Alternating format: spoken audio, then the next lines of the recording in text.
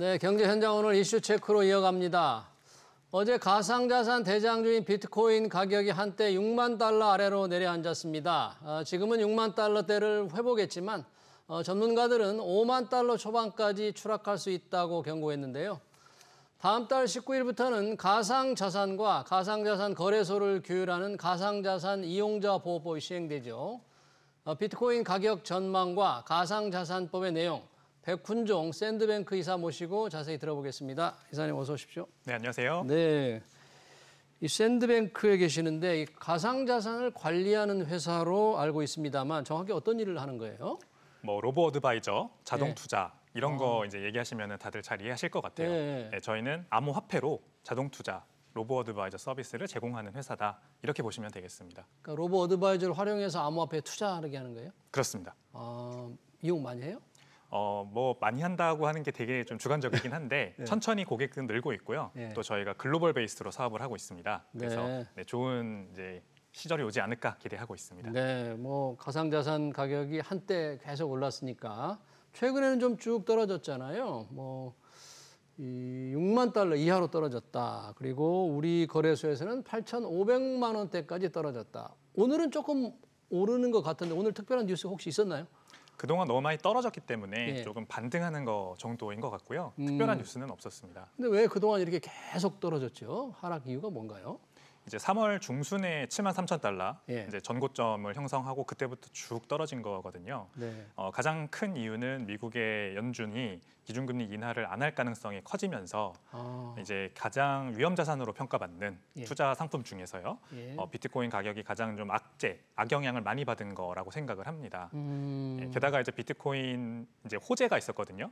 뭔가요? 지난 연초에는 ETF 승인도 있었고, 예. 그다음에 4월 달에는 반감기라는 호재도 있었거든요. 네. 그게 이제 연초부터 계속해서 호재가 있기 때문에 가격이 많이 올라준 게 있었는데 이제는 눈에 띄는 호재가 많이 보이지 않다 보니까 거시경제 상황과 함께 맞물려서 내려가는 중이다 이렇게 보시면 됩니다.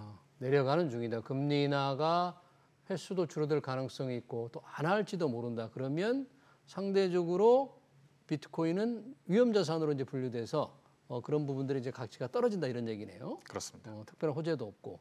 그러면 아까 말씀하신 대로 비트코인 그 현물 ETF가 승인을 이제 받아서 한때 많이 몰렸는데 최근에는 뭐 그쪽에서 자금이 많이 빠져나온다면서요? 그렇습니까? 네, 이제 6월 7일자를 기점으로 비트코인 ETF, 미국 ETF 예. 11종목에서 계속해서 순유출이 이어지고 있고요. 한 11,000개 정도의 비트코인이 6월 7일부터 지금까지 쭉 빠져나오고 있는 중입니다. 예. 그래서 거의 600억 달러에 달했던 비트코인 ETF AUM이 전체 이제 자산 규모 총액이죠. 예. 이 규모가 이제 550억 달러까지 낮아져 있는 상태예요.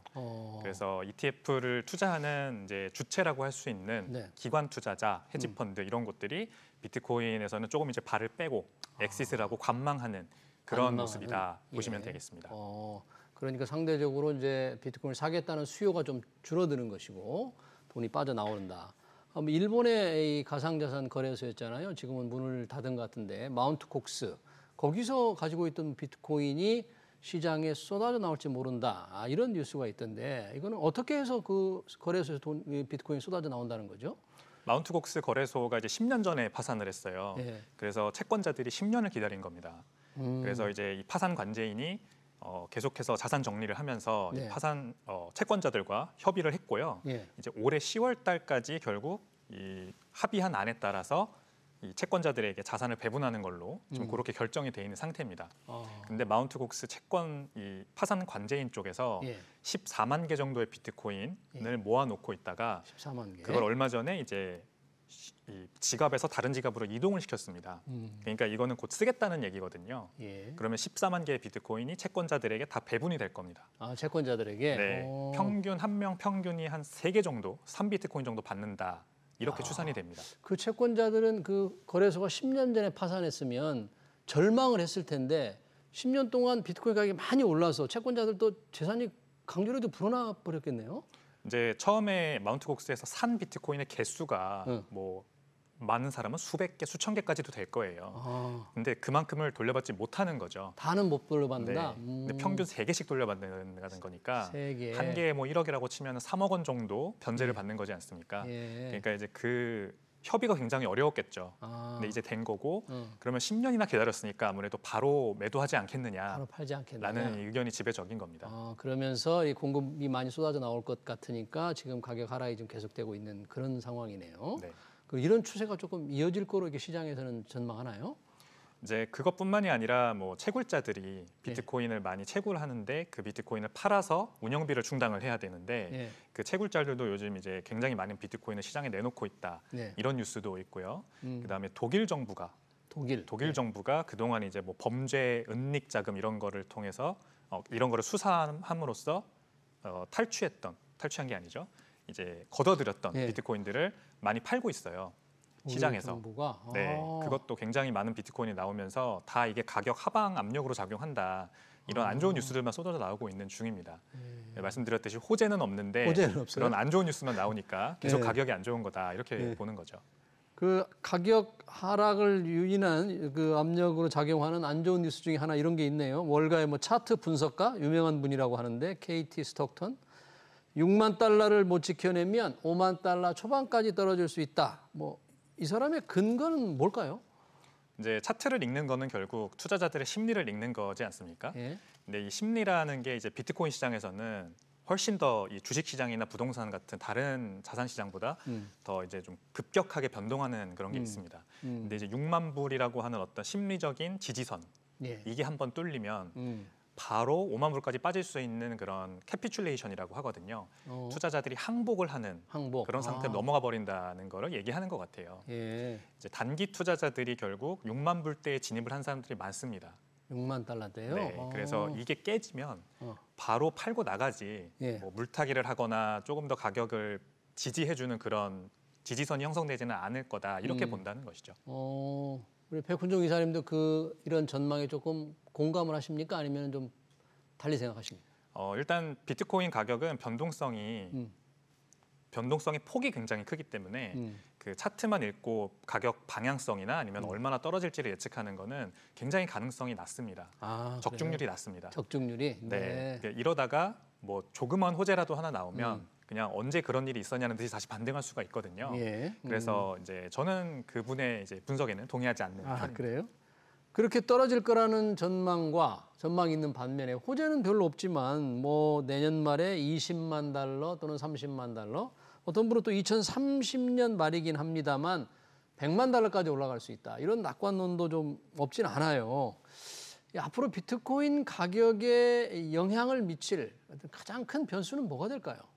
일단 첫 번째로 떠오르는 건 미국 대선일 것 같습니다. 대선 결과 왜 그렇죠? 이제 올해 11월에 미국 대선이 펼쳐지는데 지금 공화당 후보인 도널드 트럼프 공화당 후보가 이제 비트코인 산업을 굉장히 육성해 주겠다는 공약들을 많이 내놓고 광폭 행보를 벌이고 있습니다.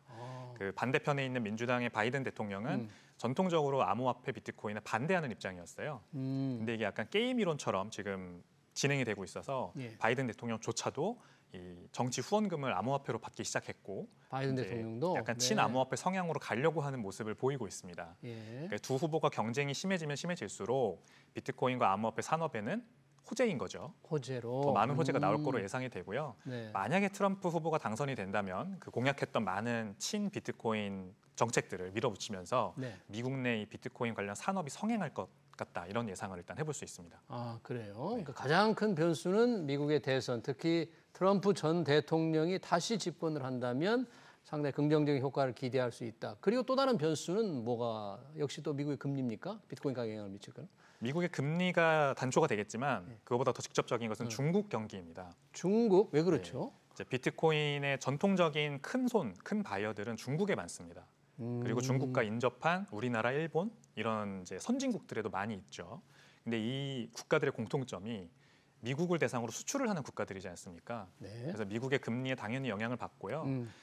이 나라들의 경기가 결국 계속해서 안 좋아지면 경기가 안 좋아진다는 말은 미국 달러화 대비해서 계속해서 원화, 엔화, 위안화가 절하를 받고 떨어지면 그러면 이 나라들에서 이제 수입 물가가 올라가면서 이 서민들의 생활이 팍팍해지고 대체 투자 자산을 찾게 되겠죠. 그래서 중국 같은 경우에는 부동산 시장, 주식 시장이 5년 내 최저치를 찍고 지금 거의 반등을 못 하고 있지 않습니까? 그래서 이제 중국 국민들이 대체 투자 자산으로 금, 비트코인에 관심이 굉장히 많습니다. 지금. 그래서 이제 드러나진 않지만 비트코인의 수요가 중국에서 많이 올라가는 중이고 이게 더 앞으로 폭증되면 비트코인 가격에는 굉장히 큰 상승 압력으로 작용할 가능성이 큽니다. 그러니까 중국 경기가 안 좋아진 상태가 유지가 되면 비트코인 가격에는 호재라 괜찮다 그런 얘기예요? 맞습니다. 미국 금리 결국은 글로벌 경쟁국의 교역국의 경기 동향에 영향을 받는다. 혹시 뭐 더 다른 변수가 또 있을까요? 더 결정적인 변수들 또 다른 변수는 없습니까? 뭐 이제 우리나라 같은 경우에는 이 가상자산 이용자 보호법 이런 식으로 해서 제도권으로 이제 편입되려고 하는 모습이 약간 보이고 있고 예. 다른 선진국들 유럽이나 미국이나 뭐 이런 선진국들에서도 제도권이 진행되고 있습니다. 제도권 진출이요. 예. 그런 것들이 빨리 진행되면 될수록 이제 비트코인 산업이 더 크게 성장할 수 있는 네. 이제 사업가들이 나오고 좋은 서비스들을 만들고 그러면 그게 가격에 상승 압력으로 작용하는 그런 이제 게 중요할 것 같습니다. 지금 말씀하신 가상자산 이용자 보호법 다음 달 19일부터 이제 시행이 됩니다. 이제 가상자산의 업권법으로서 처음으로 이제 입법이 됐는데 어떤 내용입니까? 이 법의 내용은?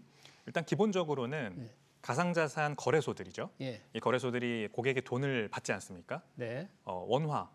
원화를 받고 그거를 통해서 이제 가상자산을 거래하게 합니다. 그렇죠. 근데 그거를 원화를 예치금이라고 부르고요. 예. 가상자산은 가상자산이라고 부릅니다. 근데 예치금에 한해서 만약에 거래소가 파산을 하면 은행이 대신 갚아줘라. 투자자들에게. 그럼 그 예치금을 거래소가 은행에 맡겨야 된다 그런 얘기네요. 그렇죠. 이제 시중에 있는 공식력 있는 은행을 통해서 예치금을 받고 만약에 거래소가 파산하면 은행이 물어줘라라는 법이고요. 예. 그다음에 가상자산은 근데 들어가지 않습니다.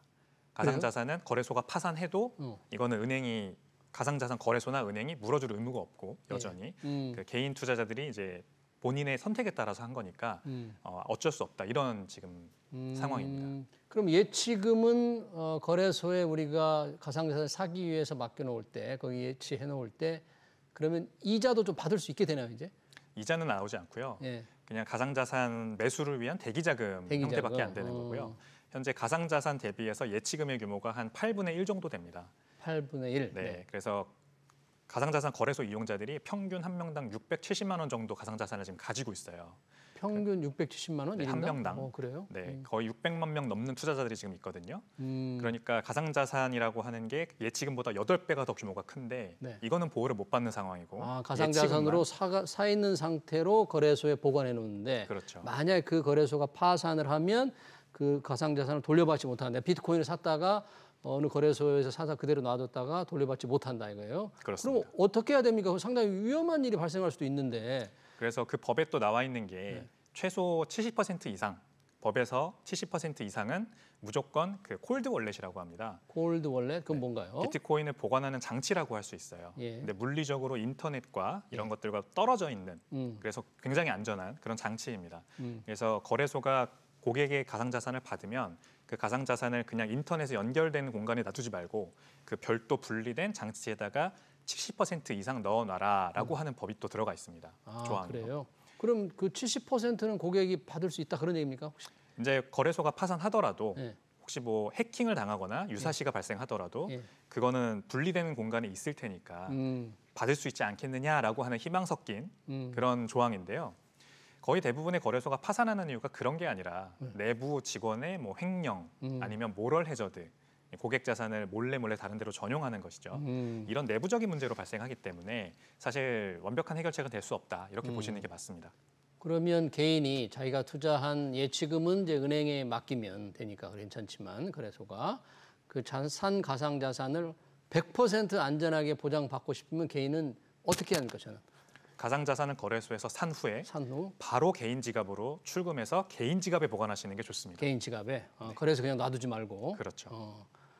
거래소에 있는 가상자산을 개인 지갑으로 옮길 때 뭐 수수료 같은 것도 떼이죠? 수수료는 있습니다. 거래 수수료, 출금 수수료. 출금 수수료. 근데 출금 수수료는 이제 가상자산마다 너무 달라서 가장 많이 출금액이 일어나는 비트코인 같은 경우에는 많게는 5만 원, 10만 원. 한 번 이게 나올 때, 그러니까 한 번 출금할 때 엄청난 수수료를 내야 됩니다. 그렇게 많이 떼요? 네, 그게 현실입니다. 어쩔 수가 없죠. 그렇게 많이 떼면 비트코인이 크게 오르지 않으면 샀다가 개인 지갑으로 옮길 때 수수료가 너무 많아서 손실도 참 날 수 있을 텐데 샌드뱅크도 혹시 그런 지갑을 운영합니까? 네, 저희도 이제 지갑을 외부 솔루션을 써서 저희가 직접 지갑을 뭐 만들거나 그러진 못하기 때문에 예. 파트너십을 통해서 제공을 하죠.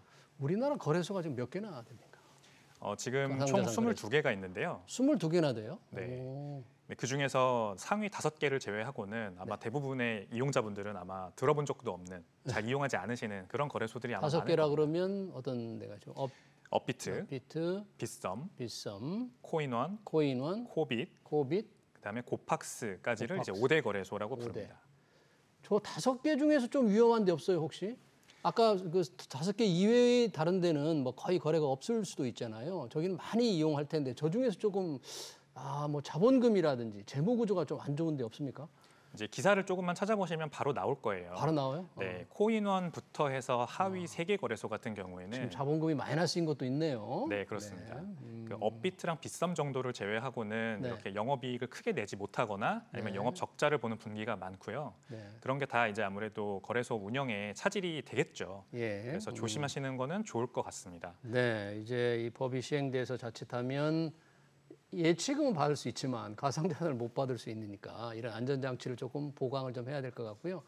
이 상장돼 있는 가상 자산에 대한 뭐 검사라든지 일시에 뭐 상패를 상장 폐지를 시킬 수 있다 그런 얘기도 있는데 그런 건 이 법에 따라서 어떤 절차를 혹시 거치게 되나요?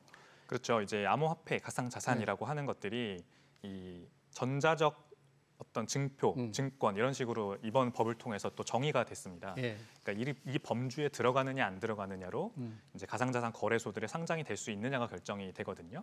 근데 이제 국내에서 만들어진 많은 암호화폐 가상자산들을 우리가 김치코인이라고 부릅니다. 근데 이 김치코인들이 과연 상장 요건에 부합을 하느냐?